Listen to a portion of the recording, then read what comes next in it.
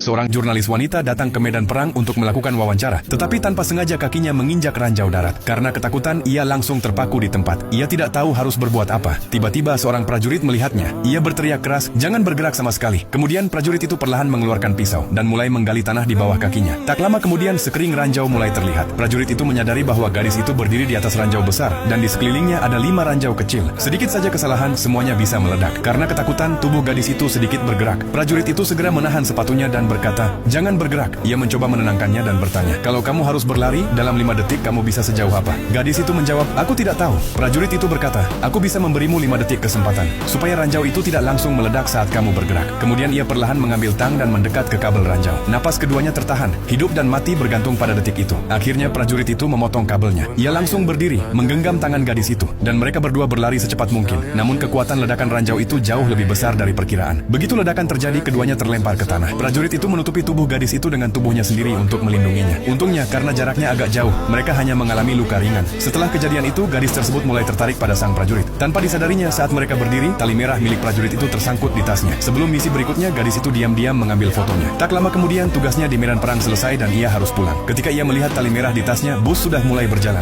Ia ingin mengembalikannya sambil melambaikan tangan. Prajurit itu juga melihatnya, tapi bos sudah terlalu jauh, dan mereka pun berpisah. Beberapa hari kemudian, saat gadis itu pulang dari kantor, ia melihat wajah yang terasa sangat familiar di jalan. Ia segera keluar dari mobil, tapi orang itu sudah menghilang. Ia merasa mungkin itu adalah prajurit yang sama. Ia pun meminta bantuan temannya untuk mencari prajurit itu. Suatu hari, ia menemukan kartu nama bertuliskan Misi Perdamaian dan pergi ke alamat tersebut. Namun pria yang berdiri di depannya bukan orang yang ia cari. Dengan kecewa, ia keluar. Langit yang cerah tiba-tiba berubah. Hujan turun dengan deras. Lalu sebuah payung terbuka di atas kepalanya. Ia mendongak dan melihat sepasang mata yang tak akan pernah ia lupakan. Saat itu juga, ia tahu orang yang selama ini ia cari berdiri tepat di belakangnya.